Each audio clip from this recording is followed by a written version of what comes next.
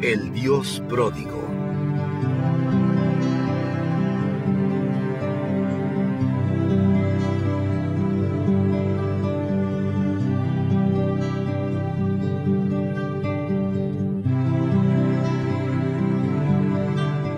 Hay una famosa historia en el libro de Lucas que por siglos se ha conocido como la parábola del hijo pródigo.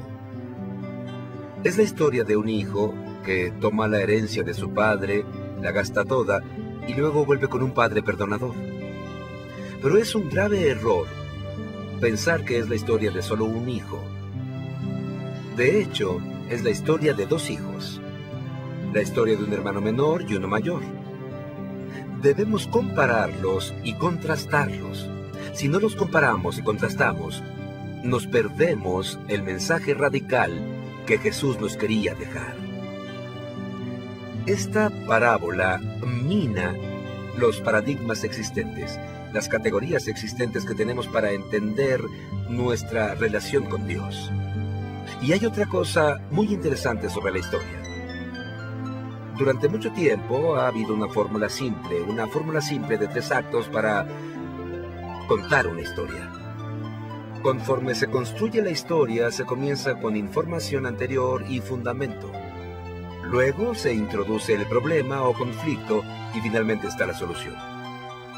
Pero Jesús no sigue las reglas aquí. ¿Por qué? Las claves vienen al principio del primer acto. El primer acto comienza con un discurso. El hijo menor va con el padre y le dice: «Padre, dame mi parte de la herencia». Los escuchas originales de la historia debieron quedar impresionados con la petición. Si eras padre y tenías 2 hijos y morías, tu herencia habría sido dividida 2/3 al hijo mayor, 1/3 al hijo menor. Porque el hijo mayor en esos días siempre obtenía una doble porción de lo que cualquier otro hijo. Pero esto solo pasaba cuando el padre moría. Así que cuando el hijo menor llega y le pide su parte de la herencia ahora, mientras el padre sigue vivo, básicamente es como desear que estuviera muerto. El hijo menor quiere las cosas del padre, pero no al padre. Quiere las riquezas del padre y su herencia. Quiere las comodidades y el prestigio y la independencia que vienen con esas cosas, pero no quiere al padre. Desea que el padre esté muerto. Eso es inaudito. Pero más inaudita fue la respuesta del padre a la petición. Si la audiencia original quedó impresionada con la petición del hijo, se impresionaron aún más ante lo que el padre respondió a lo que dijo su hijo menor. Era de esperarse que un antiguo padre del Medio Oriente echara a su hijo de la casa con ataques verbales, si no es que físicos y violentos. Pero este padre no hace eso. ¿Qué dice la historia? Que dividió la propiedad entre ellos. La palabra griega que se usa aquí para propiedad es la palabra bios, que significa el curso de la vida o el medio por el cual se sostiene la vida. La historia en realidad dice que el padre dividió su vida entre ellos. ¿Por qué dice eso? Los bienes del padre eran su tierra. La riqueza del padre era su tierra. Así que la única manera de poder darle a su hijo menor una tercera parte de su propiedad era vendiendo esa tierra. En esos días, la identidad misma de la gente estaba ligada a su tierra. Si perdías tu tierra, te perdías a ti. Si perdías parte de tu tierra, perdías tu estatus en la comunidad que estaba ligado a qué tanta propiedad tenías. Así que lo que el hijo menor le pidió al padre que hiciera era esto. Le pidió que desgarrara su vida, que desgarrara su lugar en la comunidad, que se desgarrara a él mismo. Y el padre lo hace. Dividió su propiedad entre ellos. Se quedó con 2/3 de sus bienes.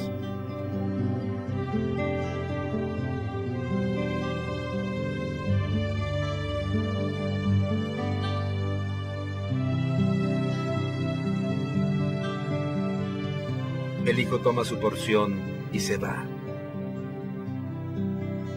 Y malgasta todo lo que le dieron. Y llega al punto de la pobreza donde se han aprovechado de él y su vida está en ruinas absolutas. Y cuando está literalmente en el charco de los cerdos, cuando está literalmente en el fango, se da cuenta de lo tonto que fue y se le ocurre un plan. La primera parte de ese plan es ir a casa. Se dice, en la casa de mi padre no falta el pan y aquí tengo hambre. Voy a ir a disculparme con mi padre. Y se va a su hogar. Esto es simple y a la vez muy profundo. El hogar no es principalmente un lugar. Es una relación.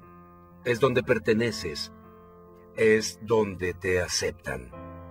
Y él anhela ir a su hogar. Pero hay una segunda parte de este plan. Dice, voy a ir al padre y le diré que no soy digno de ser llamado su hijo, que me haga como uno de sus jornaleros. Esto no es una petición de volverse esclavo.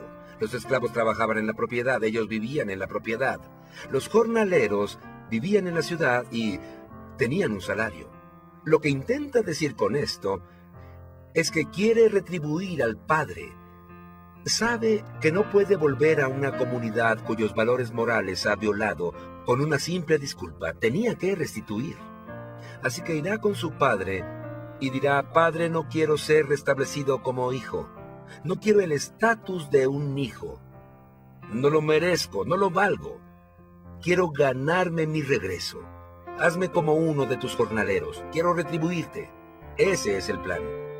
Así que emprende el camino a su hogar y el padre lo ve venir a la distancia.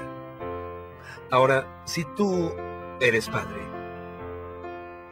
y ves a tu hijo venir, y es un hijo que ha hecho daño a tu familia y ha despilfarrado tu fortuna, lo ves a través de la ventana mientras estás sentado en tu cocina, ¿qué harías? ¿Te quedarías ahí sentado y golpearías con el pie diciendo, más vale que sea bueno? Tal vez si es convincente, tal vez si suplica, yo sentiré que mi afecto ha sido restituido, más vale que sea bueno. ¿Qué dice la historia? Este padre, cuando lo ve venir a la distancia, sintió compasión por él. Y el padre corre hacia él, corre hacia él. Ahora, los patriarcas antiguos del Medio Oriente no corrían. Los niños corrían, los jóvenes corrían, las mujeres tal vez corrían, pero no los padres dueños de propiedades. Eso significaría levantarse la falda y mostrar las piernas, y eso no se hacía. Pero este padre lo hace. Muestra un abandono emocional total. Corre hacia su hijo, lo besa, y en griego dice que cae sobre su cuello. El hijo intenta contarle su plan de restitución, pero el padre no quiere nada de eso. Le dice a sus sirvientes que le pongan un manto encima, que pongan un anillo en su dedo y sandalias a sus pies. El anillo es importante. Era un anillo de firma. Tenía el sello de la familia. En esos días no se hacía un contrato firmando algo. Se ponía el sello de la familia con el anillo de la firma sobre el contrato. Lo que pasó fue lo siguiente. El hijo dijo, no quiero que me regresen a la familia. Quiero ganarme mi lugar. Pero el padre dice, no voy a dejar que te ganes tu lugar. Te lo voy a dar yo. Y con eso confirma su lugar como hijo, así en un segundo. Por su gracia se lo concede. Y hace un festín magnífico para conmemorar el día en que su hijo perdido vuelve a casa. Algunas personas son como el hermano menor. Quieren las cosas que Dios nos da, pero no quieren a Dios. Quieren su independencia, quieren vivir sus vidas como quieren hacerlo, y creen que eso les dará felicidad. Y algunos de ellos, como el hijo menor, un día deciden volver a casa. Y como el padre de la parábola representa a Dios, no nos han dicho más que esto. No importa quién seas. No importa qué tan horribles sean las cosas que hiciste. Si vuelves a casa Dios te aceptará. Él te amará todo por su gracia. Todos somos como el hijo menor, porque cuando llegamos a Dios, decimos, no soy digno, quiero ganarme mi lugar, quiero hacer las cosas bien ahora, y el Dios bíblico no va a aceptarlo. Nos da todos los derechos de hijo, confirma que somos sus hijos a través de Jesucristo. Es un hecho, es un estatus, es seguro. Somos aceptados. Al final del primer acto, parece que todo vuelve a la normalidad. Los conflictos se resolvieron, el hijo menor ha sido perdonado por el padre. La familia está reunida, ¿no? No exactamente. Hay otro personaje en la historia. Aún no lo conocemos. Él no sabe aún que el hijo perdido fue encontrado.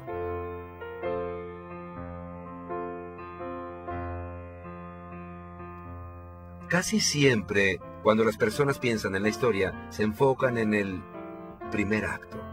El hijo menor, que vuelve a casa, y la aceptación del padre.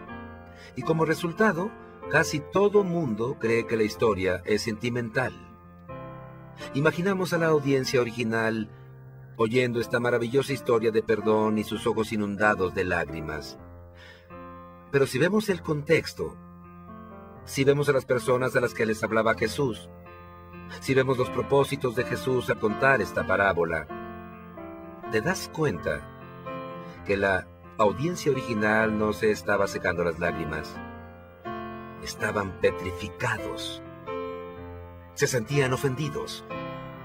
Porque el propósito de Jesús al contar esta parábola no era darnos un mensaje sentimental de que Dios nos acepta no importa lo que hagamos. Está aquí para decir básicamente que todo lo que has escuchado y todo lo que has pensado sobre cómo acercarte a Dios está mal. La historia continúa en el acto 2. Un nuevo conflicto se levanta cuando el padre hace un festín.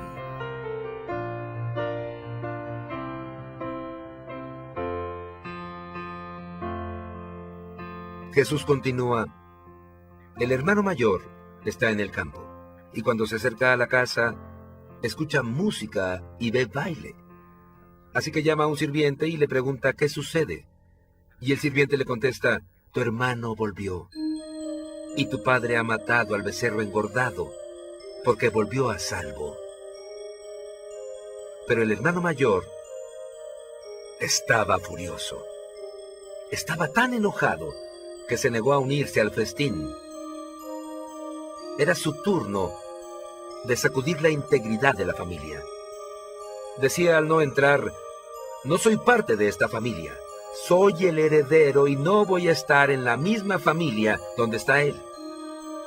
Eso obligó al padre a salir para suplicarle al hermano mayor.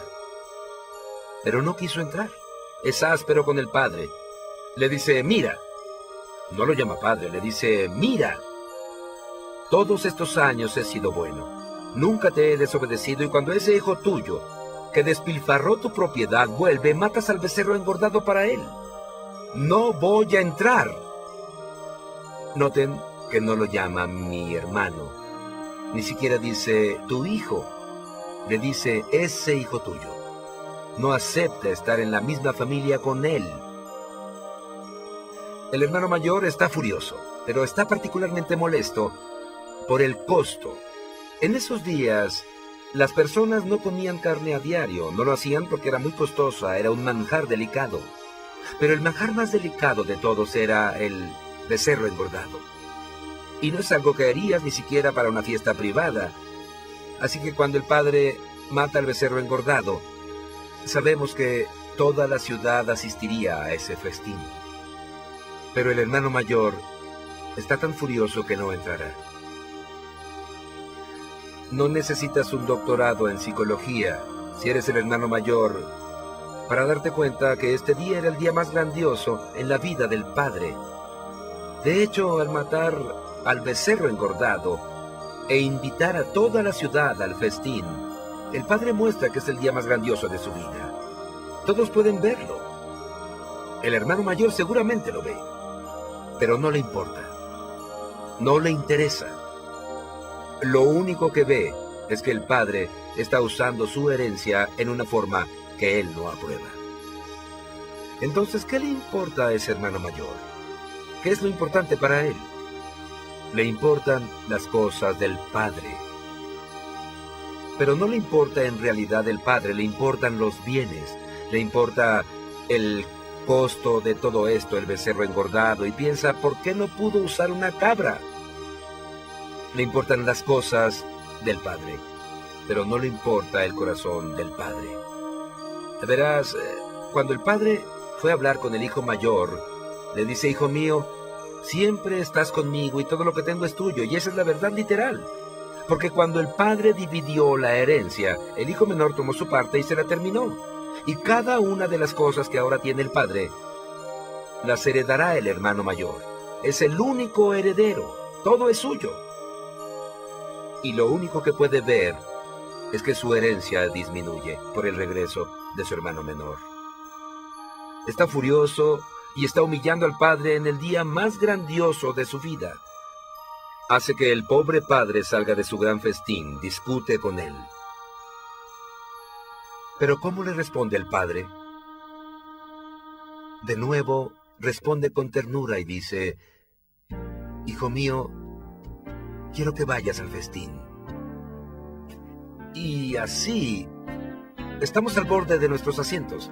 Así nos preguntamos, ¿cómo responderá el hermano mayor? ¿La familia estará reunida en amor? ¿Estarán todos juntos al final? Jesús termina la parábola. No nos dice. Final abierto. ¿Por qué? ¿A dónde intenta llegar Jesús? Mucha de la brillantez de la historia de Jesús recae en eso. En el primer acto, tenemos una descripción muy tradicional del pecado. Vemos al hermano menor y decimos, sí, ahí está. Insulta al padre, anda con prostitutas, está en el charco de los cerdos, en el caño, degenerado, licencioso, autoindulgente, sí. Reconozco eso. Eso es pecado. Pero cuando llegamos al final del segundo acto, Jesús ha cambiado el juego. Esto es lo que vemos. Hay dos hijos. Uno bueno, uno malo. Pero ambos están alejados del Padre. Y nos damos cuenta de que ambos quieren las cosas del Padre, pero no al Padre. Ambos usan al Padre para obtener las cosas que sí aman, que son las riquezas y el estatus. Uno lo hace al ser muy, muy malo, y el otro lo hace al ser muy, muy bueno. ¿Por qué el hermano mayor no va al festín? Te lo dice. Lo dice. Contesta, nunca te he desobedecido. Ahí está, es la razón por la que no iré al festín. En otras palabras, lo que lo aleja del Padre no es el pecado, es su bondad, es su justicia. El hermano menor intentaba obtener el control al irse y desobedecer. Pero el hermano mayor intenta obtener el control al quedarse y obedecer. El hermano menor intenta controlar las cosas del Padre al romper todas las reglas. Pero el hermano mayor intenta controlar las cosas del Padre al seguir todas las reglas. Y Jesús nos muestra que ambos están perdidos. Ninguno de ellos tiene una relación con el Padre. Ambos están alejados del Padre. Y ambos están alejados de Dios.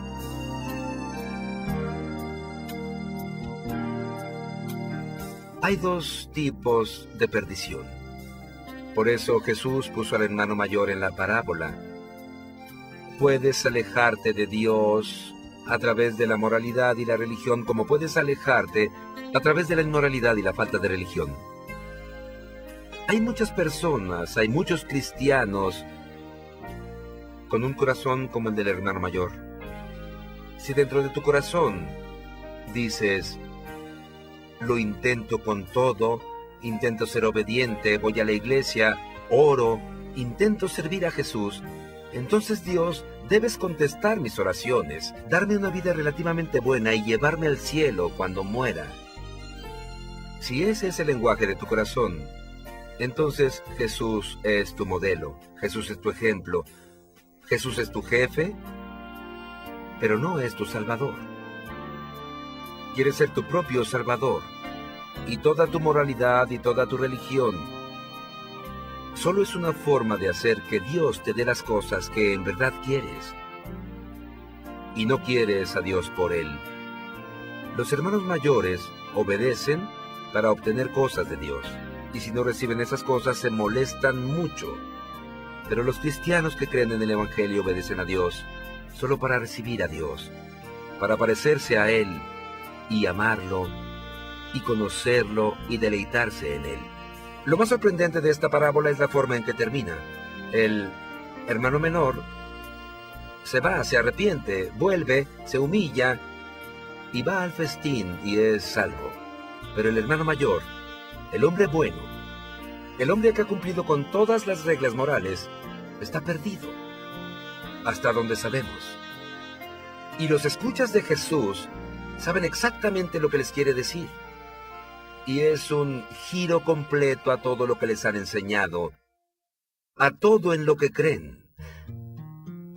Casi podemos oírlos suspirar cuando termina la historia.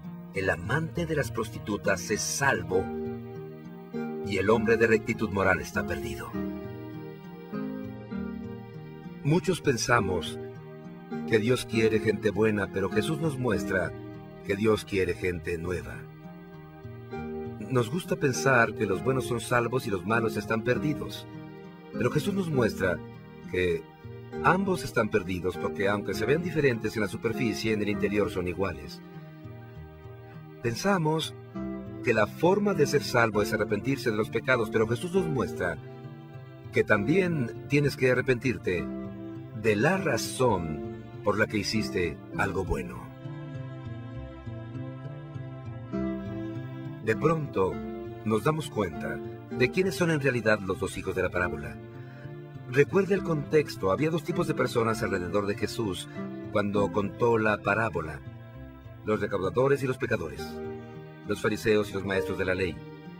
Los recaudadores y los pecadores son como el hermano menor, que se van y viven como quieren.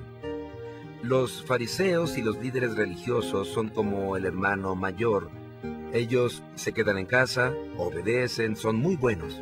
Estos dos hijos representan a estos dos grupos de personas en la parábola donde Jesús nos dice algo sobre ambos. En la parábola vemos las dos formas básicas en las que los seres humanos intentan hacer que el mundo esté bien, hacer que ellos estén bien y relacionarse con Dios. Una es la forma del autodescubrimiento. La otra es la forma de la conformidad moral. Las personas del autodescubrimiento dicen: voy a vivir como me convenga, voy a determinar qué está bien o mal para mí, voy a descubrir mi verdadero yo. Las personas de la conformidad moral dicen: voy a ser bueno, voy a intentarlo muy duro, voy a obedecer el código moral. Ambos grupos dicen: esta es la manera en que todos deben vivir. Ambos grupos dicen: esto es lo que nos hará felices a todos. Pero Jesús dice: ambos se equivocan. Ambos están perdidos y ambos están lejos del hogar. Hay dos maneras de ser tu propio Salvador. El Señor nos muestra que había dos maneras para los hijos de obtener el control sobre las cosas de su padre. Uno lo hizo al ser muy, muy malo. El otro lo hizo al ser muy, muy bueno. De la misma manera, nosotros tenemos dos maneras de intentar tener control sobre Dios y los que nos rodean en nuestras propias vidas. Una es viviendo como queremos, la otra es intentando ser muy religiosos y moralistas, pero con ambas nos perdemos. Ambas nos alejan del Padre. El Evangelio de Jesucristo no es la moralidad ni la inmoralidad. No es la religión ni la falta de esta. Ni es algo en medio. Es otra cosa completamente diferente. Ya sea que seas un hermano menor o un hermano mayor, necesitas volver a casa.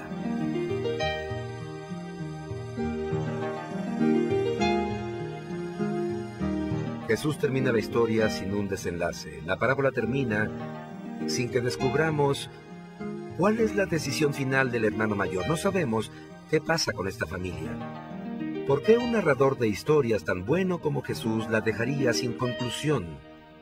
Sabemos que quiere que comparemos y contrastemos a los dos hermanos, pero también quiere que nos veamos en la historia. Quiere que veamos que necesitamos algo que falta en nuestras vidas. Quiere que anhelemos algo. Quiere que busquemos algo. Quiere que anhelemos ir al hogar. ¿Cómo vamos al hogar? Ya sea que seas un hermano mayor, solo hay una forma. Jesús dice que necesitamos tres cosas. Primero, necesitamos el amor inicial de Dios. El padre sale por ambos hermanos para hacer que entren al festín. Va con el primer hijo y lo besa para hacer que entre. Va con el segundo hijo y le ruega para que entre, pero va con ambos. Nunca buscarás a Dios a menos que el primero te busque a ti. En segunda, tenemos que aprender a arrepentirnos de algo más que solo nuestros pecados. El hijo menor llega a casa y tiene muchos pecados de los que arrepentirse y decimos así se arreglan las cosas con Dios, pero recuerden, el hermano mayor nunca desobedeció al padre y estaba perdido. El punto es este. Los cristianos no solo se arrepienten de sus pecados, claro que se arrepienten de lo que hicieron mal, pero también se arrepienten de las razones por las que hicieron las cosas bien. Debes aprender no solo a arrepentirte de tus pecados, sino también de tu justicia. Solo así sabrás que transferiste la confianza en ti mismo a Jesucristo para tu salvación. Y en tercera, debemos ser moldeados y conmovidos por lo que costó llevarnos a casa.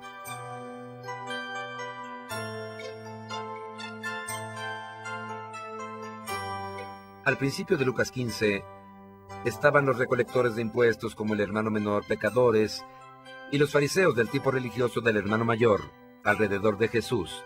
Y los fariseos, al ver a Jesús, le dijeron, ¿por qué fraternizas con esos pecadores? Y en respuesta, Jesús les cuenta tres parábolas. La primera es sobre una oveja perdida. Una oveja se pierde y alguien va a buscarla para traerla a casa. La segunda es sobre una moneda perdida. Alguien arregla la casa, la pone boca arriba y la recupera. La tercera historia es la parábola del hijo pródigo. Pero nadie va a buscarlo.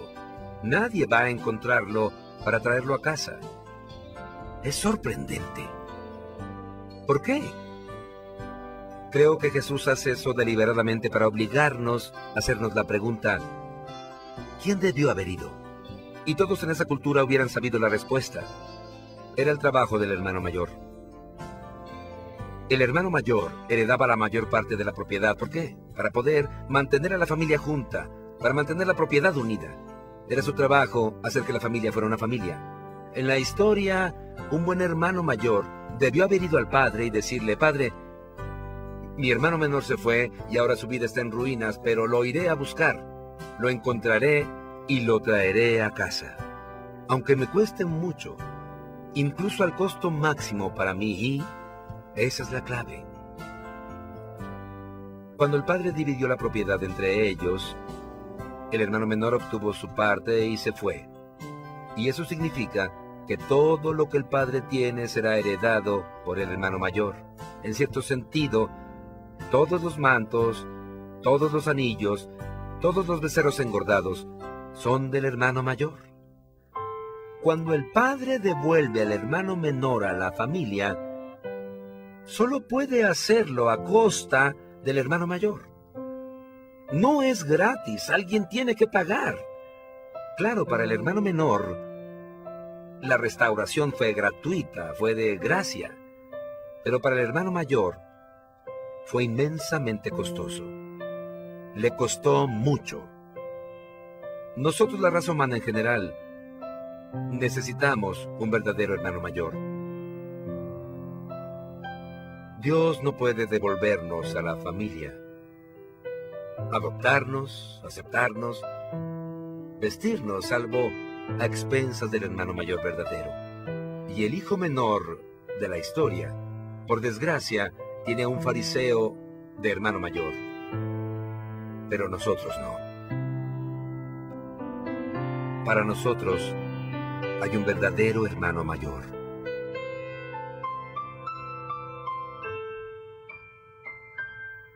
Hay uno que amó y obedeció al Padre completamente. Uno que vino a la tierra y amó a Dios con todo su corazón, su alma y su cuerpo, y a su prójimo como a sí mismo. Cuando lo tenía todo, tenía un manto, tenía un anillo, lo tenía todo.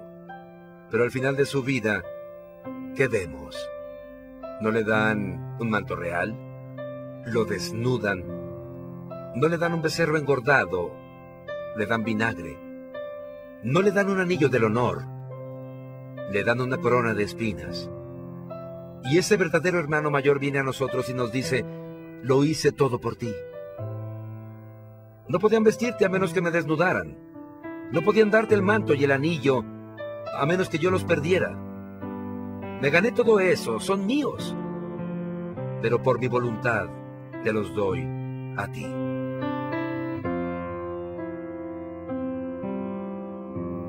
¿No lo ves? En otras palabras, la salvación es absolutamente gratis para nosotros, pero es increíblemente costosa para Él. Jesucristo puso a un mal hermano mayor en la historia para que nosotros quisiéramos al verdadero. No solo necesitamos a un hermano mayor que vaya a la siguiente ciudad para llevarnos a casa, necesitamos uno que baje del cielo a la tierra.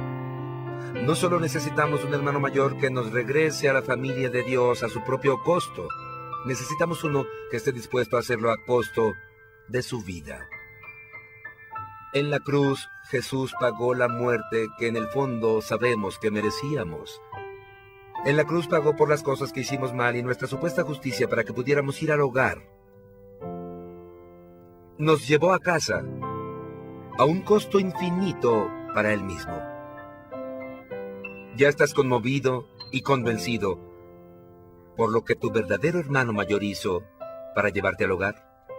Porque si ves eso, hasta el grado en que veas eso, cambiará tu entrega a Dios. No vas a estar en la conformidad moral, no vas a estar en el autodescubrimiento. En verdad serás un cristiano. No solo en los tiempos antiguos, también hoy en día, lo principal que se hace cuando recibes a una persona que vuelve a casa o en una reunión familiar es comer. Porque en esos festines es al comer cuando más te sientes en casa. Ahí es el lugar donde tu cuerpo recibe lo necesario, buena comida y descanso. También en el festín nuestros corazones reciben lo que necesitan, reciben risas y apoyo, una comunidad. El más grande festín, los mejores tiempos de compañerismo, el más grande sentido de bienestar que has tenido espiritual, emocional y físicamente, no son nada comparado a lo que será tu futuro eterno cuando Jesucristo vuelva. Y ese día, el Padre se recostará sobre tu cuello y el verdadero hermano mayor abrirá la puerta y nos dará la bienvenida a un festín. Según la Biblia, gracias a nuestro verdadero hermano mayor, Dios algún día hará que este mundo sea un hogar de nuevo. Se llevará toda la muerte, se llevará todo el sufrimiento, se llevará todas las lágrimas y nos dará cuerpos nuevos que correrán y no se cansarán y hará el más grande festín. Isaías 25 dice, en esta montaña el Señor Todopoderoso nos preparará un festín con las mejores comidas para todas las personas, un banquete con vino añejo, lo mejor de las viandas, lo mejor del vino. En esa montaña acabará con la muerte para siempre. El Señor soberano secará las lágrimas de todas las caras. Y en Mateo 8, el Señor dice, muchos vendrán del este y del oeste, y se sentarán con Abraham, Isaac y Jacob en el festín del reino de los cielos. Ese es tu futuro. ¿Qué clase de personas seríamos si casi pudiéramos probar el más grande festín? Está en el futuro. Pero, ¿qué tal si fuera una realidad en nuestras mentes y corazones? Que casi pudiéramos sentir el beso del Padre sobre nuestro cuello y casi probar la impresionante comida que satisfará cualquier deseo. ¿Qué clase de personas seríamos si fuera tan real para nosotros?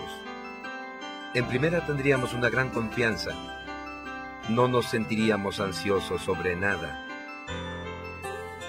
Podríamos amar a las personas, aunque nos costara y nos costara mucho, y nunca perderíamos la esperanza.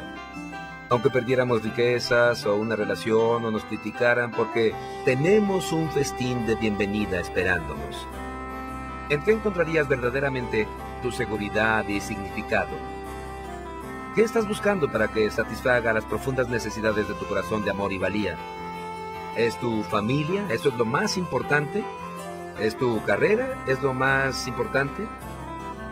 No lo sé, pero lo que sea, si no es Dios, tal vez sea algo bueno, pero no es el hogar. No puedes soportar todo el peso de tu alma.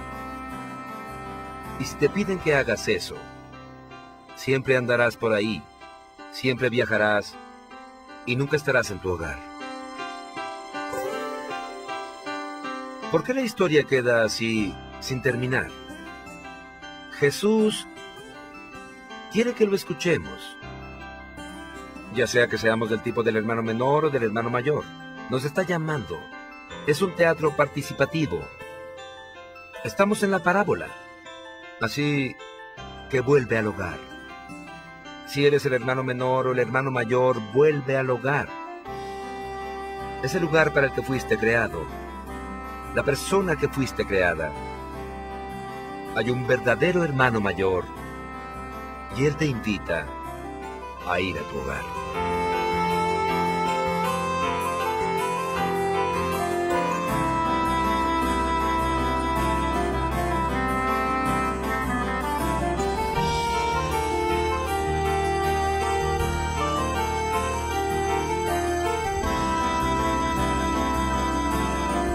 El Dios pródigo.